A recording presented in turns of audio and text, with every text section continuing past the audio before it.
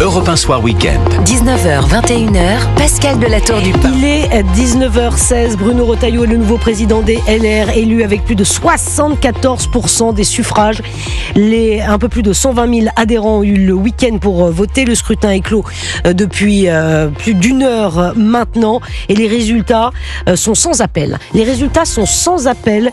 Plébiscite donc pour le ministre de l'Intérieur. On va d'abord peut-être écouter, avant d'entendre et de Véronique Jacquier, Paul Melun, Geoffroy Didier, qui lui est un soutien de Laurent Wauquiez, qui nous rejoindra dans ce studio. On va écouter les mots de Laurent Wauquiez, qui a pris la parole très vite, il y a quelques minutes, après l'annonce des résultats.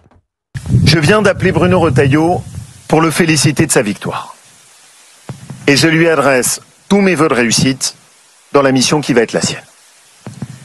Je sais trop à quel point le poison de la division a si souvent fait du mal à notre famille politique. Dans cette campagne, j'ai toujours plaidé pour le rassemblement. J'ai toujours dit qu'il fallait additionner plutôt que de diviser. Et je le pense ce soir plus que jamais, évidemment. Il faut faire en sorte que nous soyons unis pour gagner, parce que divisés, nous sommes sûrs de perdre. Voilà. Le message de Laurent Wauquiez, Véronique Jacquier. Oui, alors un discours tout à fait logique. C'est normal qu'on appelle au rassemblement. Je vous rappelle qu'il y a 3 élections en ligne de mire et pas des moindres. Les municipales, l'élection présidentielle, possiblement avant, s'il y avait encore une dissolution, les législatives. De toute façon, elles arriveront après. Et puis surtout, on a une droite qui veut gagner et qui en a marre de perdre depuis trop longtemps.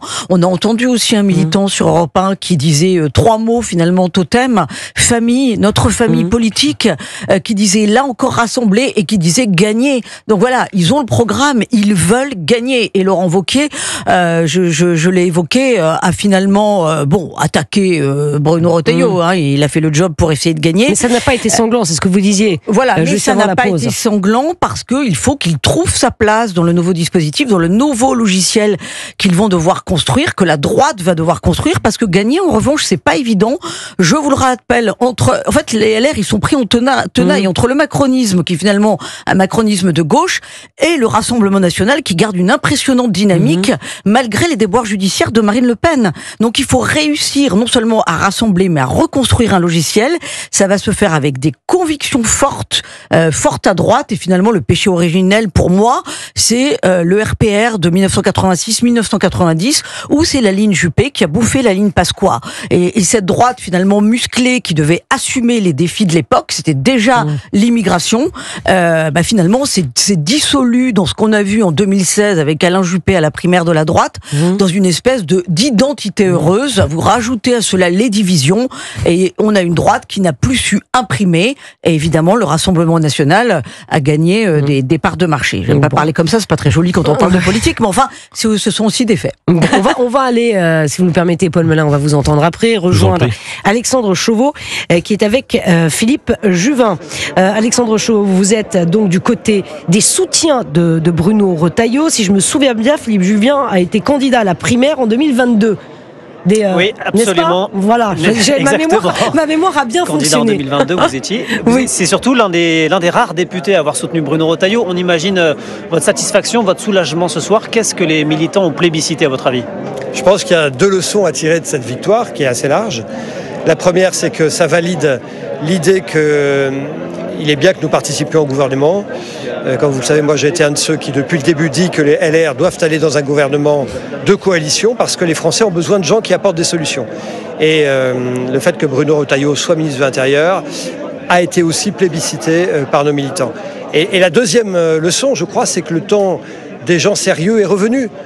Après des années où l'hypercommunication, où TikTok et Instagram ont fait office de programme politique, quelqu'un comme Bruno Retailleau, de sérieux, est là. Et je pense qu'encore une fois, l'époque est en train de changer et on retourne à des choses sérieuses. Ça lui confère une nouvelle stature. Il est ministre de l'Intérieur, président de sa famille politique. Qu'est-ce que vous imaginez pour lui dans les prochains mois, prochaines années ?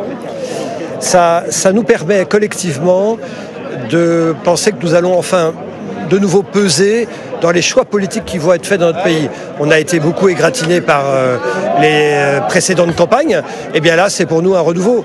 Ensuite, ce qu'il deviendra lui, on verra. Vous savez, la vie politique française est absolument folle de ne penser qu'à l'élection présidentielle, puisque c'est de ça dont vous me parlez évidemment. Il suffit qu'il y ait une cantonale partielle dans un canton perdu où personne n'est capable de le nommer.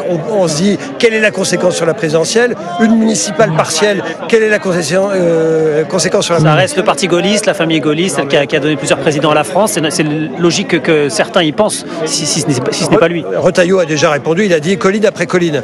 Mais encore une fois, en disant ça, il voulait dire aussi les Français n'en peuvent plus que les hommes politiques ne pensent qu'à l'élection présidentielle. Les hommes politiques doivent penser à la France.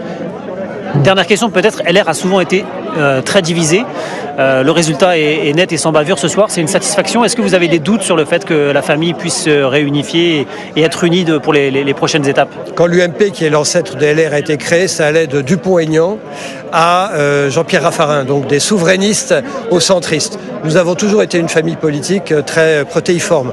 Donc non, je ne suis pas du tout inquiet. Il y a des différences entre nous et c'est une très grande richesse. Vous savez ce que disait le philosophe Alain? Quand 10 personnes qui pensent la même chose se réunissent, elles ne pensent plus. Et donc c'est très bien qu'aux Républicains, nous soyons à différentes personnes à penser parfois différemment. Merci beaucoup Philippe Juvin en direct du QG, donc des Républicains. Merci beaucoup, merci Alexandre Chauveau, Philippe Juvin, donc ancien candidat à la primaire en 2022 et soutien de Bruno Retailleau. Paul Melun, peut-être, nous allons de nouveau poser, c'est ce que dit Philippe Juvin, c'est vrai que vous vous souvenez du score des LR à la dernière présidentielle? Oui, 4,8. Oui, tout à fait. Voilà, j'allais dire 5%, j'allais arrondir. Et vous rendez compte le score oui, des LR en juillet 2024, lors des législatives, 5,41. Oui. Ah ben, enfin, bon, donc voilà, un peu d'humilité pour le nouveau président, hein, parce que il y a beaucoup de boulot quand même pour remonter la pente. Il y a un énorme boulot, voilà. C'est vrai. Philippe Juvin disait oui, on pense déjà à la présidence, mais c'est bien normal. C'est normal. Pardon, mais Bruno Retailleau, bien sûr, ministre de l'Intérieur, peut représenter les LR à la prochaine présidentielle, bien que 2027, c'est encore très très loin, mais le parti a tout à reconstruire, Paul Melun. Évidemment, enfin là, ce soir, c'est quand même une bonne nouvelle globalement pour toute la droite LR, c'est-à-dire que une victoire nette et sans bavure, un candidat qui semble faire consensus dans sa famille politique, près de 3 adhérents sur 4, c'est plutôt une bonne nouvelle pour LR. LR est un parti qui se construit autour de la figure du chef. C'est pas un parti, si vous voulez, où il peut y avoir 50% pour l'un, 50% pour l'autre. Le fait que Bruno Retailleau ce soir ait tué le match et qu'il l'ait largement emporté contre Laurent Wauquiez fait de lui le candidat naturel de LR à la présidentielle. Vous savez, il y a un certain Nicolas Sarkozy qui a été à la fois le chef de sa famille politique et ministre de l'Intérieur et qui après a été le candidat naturel. C'était en 2007 et c'est comme ça qu'il a battu ses rivaux. Donc aujourd'hui, Bruno Retailleau, il est placé sur orbite pour la présidentielle et ça vient là couronner la stratégie, et Philippe Juvin a raison, la stratégie d'entrée au gouvernement tout en pesant avec une ligne de droite, résolument de droite sur les sujets régaliens, et ça désavoue Laurent Wauquiez qui avait eu des pudeurs aristocratiques au début à rentrer en coalition avec le macronisme et qui avait préféré jouer, vous savez, cette longue stratégie du silence depuis sa région Auvergne-Rhône-Alpes. Eh bien, il paye ça. Il a fait une très bonne fin de campagne, Laurent Wauquiez, mais il a mis longtemps à rentrer dans la course parce que il a été, vous savez, sur cette conception ancienne. Il a visé dès le début la présidentielle. Il a tout de suite voulu tuer le match. Eh bien, finalement, le match l'a tué ce soir. Et Bruno Retailleau, qui commence à obtenir des résultats place Beauvau, a été, je dirais, récompensé à la fois à sa popularité des sympathisants et par les militants. Donc, c'est plutôt une bonne nouvelle pour LR. Quant à l'unité, je pense que l'unité va être là. Comme je le disais tout à l'heure, je crois que quand il y a un chef et qu'il s'impose, qu'il tue le match à 75%, il ne peut y avoir que l'unité. Même du point de vue de Laurent Wauquiez, peut-être aura-t-il encore des velléités à se présenter à la présidentielle, ça disparaît pas comme ça. Mais après un résultat pareil, sur 120 000 adhérents, Bruno Retailleau a toute légitimité pour désormais piloter son parti. Quelles ont été les erreurs de Laurent Wauquiez? On posera la question à Geoffroy Didier, secrétaire général délégué des LR et soutien de Laurent Wauquiez, qui va venir nous rejoindre dans ce studio dans une dizaine de minutes. Véronique Jacquier. Oui, pour compléter ce que vient de dire Paul Melun, c'est quand même une sacrée victoire pour Bruno Retailleau, une sacrée revanche même, parce que il n'avait pas du tout émergé lors de la primaire de 2022, et même à l'intérieur de son camp, à l'intérieur l'intérieur des LR, on se disait ah non Retailleau, non, c'est un peu une droite étriquée, c'est une droite conservatrice, il catholique, non, il faut élargir. Pourquoi catholique et là, c'est mal, j'ai pas compris. Ça peut servir d'épouvantail même chez certains à droite. Et là, on voit qu'au contraire, c'est avec des convictions. C'est-à-dire que ce qui pouvait servir de repoussoir en 2022, c'est là où on voit que la droite est en train d'évoluer et que c'est un parti qui est en mutation parce que la France change aussi et que les défis, il faut les affronter et que Bruno Retailleau, depuis qu'il est au gouvernement, montre qu'il est solide dans ses convictions. Et donc, tout ce qui fait qu'il est ce qu'il est, ne fait plus peur. Moi, juste un petit mot, c'est aussi quand même pour moi le fils spirituel de François Fillon. Et vous entendez, j'explique aux auditeurs, parce que derrière, vous entendez effectivement, dans le camp de Bruno Retailleau, on chante la Marseillaise. Voilà. Pour célébrer c'est normal. Comme dans les fan meetings. Du ministre un grand l'Intérieur. Non, mais chez Bruno Retailleau, il y a aussi du fils spirituel de François Fillon. On parle souvent de Philippe de Villiers. Mais oui, mais il a déjà tiré les leçons de l'échec de François Fillon. François Fillon, d'ailleurs, au soir de la primaire, n'avait pas rassemblé, il n'avait pas tendu la main à Nicolas Sarkozy et Alain Juppé, et avant la primaire, il n'avait pas manœuvré, si j'ose dire, pour se mettre dans la poche François Bayrou. C'est aussi ce qui a fait perdre François Fillon, et donc Bruno Retailleau ne fera pas les mêmes erreurs. On va retourner du côté du QG de Laurent Wauquiez. Marie-Hélène Trémollet, vous êtes avec un des soutiens, on imagine évidemment très déçu ce soir, mais peut-être prêt à soutenir maintenant Bruno Retailleau. Eh bien oui, Candice, maintenant que Bruno Retailleau est devenu président du parti, quel avenir vous voyez pour votre parti ? Moi, je pense qu'il faut rester unis pour que notre famille politique elle puisse peser dans les élections à venir, donc pour 2026 et bien sûr pour 2027. Je pense que l'idée d'un duo plutôt qu'un duel, elle était très pertinente et à mon sens, Bruno devrait prendre cette idée. Et vous, Enzo, quelle leçon vous tirez de cette défaite de Laurent Wauquiez ? Ce qu'on retient, c'est qu'on a fait une magnifique campagne. Laurent est allé partout en France, il a fait 120 réunions, il est allé au contact des adhérents, il a réussi à imposer des thèmes dans le débat, les OQTF, il a proposé des solutions. Donc nous, on regrette rien. Et après, les leçons à tirer, évidemment, on aurait pu faire mieux, mais la campagne a été magnifique. Laurent n'a aucun regret, on sera derrière lui les 2 prochaines années qui suivent jusqu'en 2027. Voilà, Pascal, comme vous l'entendez, des militants qui assument leur déception, mais qui sont prêts désormais à aller de l'avant avec leur nouveau chef de parti, Bruno Retailleau, qui a été élu ce soir à une très large majorité. Marie-Hélène Trémollet, Enzo disait on sera derrière lui, derrière Laurent Wauquiez, ou alors sont-ils prêts à soutenir Bruno Retailleau ? Alors je crois si vous avez Enzo encore à côté de vous. Je crois qu'il y a une certaine confusion dans les noms, mais ils disaient qu'ils étaient prêts tous les deux maintenant à soutenir Bruno Retailleau, en espérant que Laurent Wauquiez aurait bien sûr une place, une place au sein du comité exécutif des Républicains. Quelles erreurs Laurent Wauquiez a-t-il commises ? On va poser la question à Geoffroy Didier, secrétaire général délégué des LR, président délégué de la région Île-de-France et soutien donc de Laurent Wauquiez. Il va nous rejoindre dans ce studio dans quelques minutes. Europe 1 Soir Week-end. 19h, 21h, Pascal de la Tour du Pin. Geoffroy Didier, soutien de Laurent Wauquiez, est dans les couloirs d'Europe 1. Il va nous rejoindre dans ce studio dans quelques minutes. Alors Bruno Retailleau ne s'est pas encore exprimé. Il doit prendre la parole à la télévision ce soir, bien entendu. Nous suivrons la réaction et nous la suivrons avec attention. Vous entendrez les mots de Bruno Retailleau en direct dès qu'il s'exprimera. Bruno Retailleau, donc, élu, plébiscité massivement, plus de 74% des suffrages ce soir. Je suis toujours avec Véronique Jacquier, avec Paul Melun. On va réécouter les mots de Laurent Wauquiez qui lui a pris la parole très rapidement après la publication des résultats. C'était aux alentours de 19h15. Écoutez, Laurent Wauquiez qui veut également imposer des thèmes à Bruno Retailleau. Il l'a fait. Il appelle à la droite à ne pas se diluer, notamment dans le macronisme. Il faut rassembler toute la droite et il faut porter un procès de rupture. Et nous ne pourrons le faire si nous sommes dilués dans le macronisme.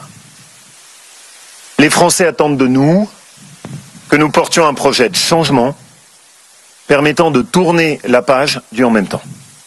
Un vrai projet d'alternance. Et vous connaissez mes convictions en la matière.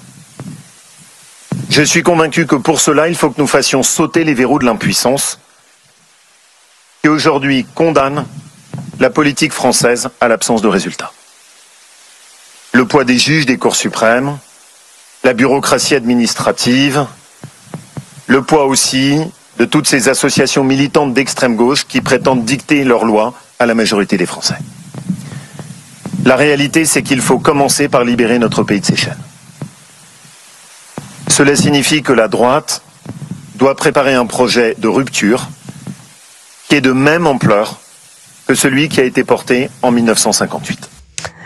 Véronique Jacquier, quand j'entends les mots de Laurent Wauquiez, je ne vois pas beaucoup de différence de langage en tout cas et de différence de point de vue avec Bruno Retailleau sur le fond. Je parle bien du fond. Oui. Les deux hommes sont très proches. Tout à fait. Il n'y a absolument aucune divergence de vue.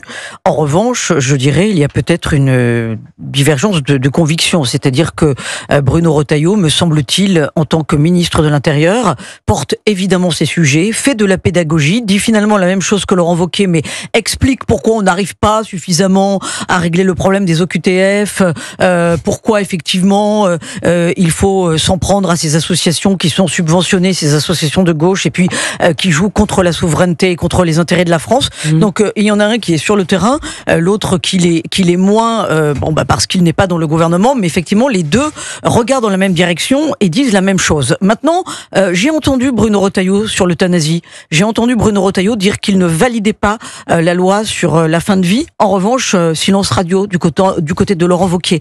Sur les questions sociétales, il est totalement absent. Peut-être parce qu'il sait qu'il n'y a que des coups à prendre et qu'on attend justement des hommes de conviction. Donc ça, c'est quelque chose qui le distingue de Bruno Retailleau. Par ailleurs, il me semble qu'il a fait un petit peu trop sa campagne sur la dissolution dans le macronisme. Je pense que tous ceux qui connaissent Bruno Retailleau savent très bien qu'il ne va pas se diluer dans le macronisme. Et lui-même était président des LR entre décembre 2017 et juin 2019, tout en étant en même temps président du Conseil régional Auvergne-Rhône-Alpes depuis 2016.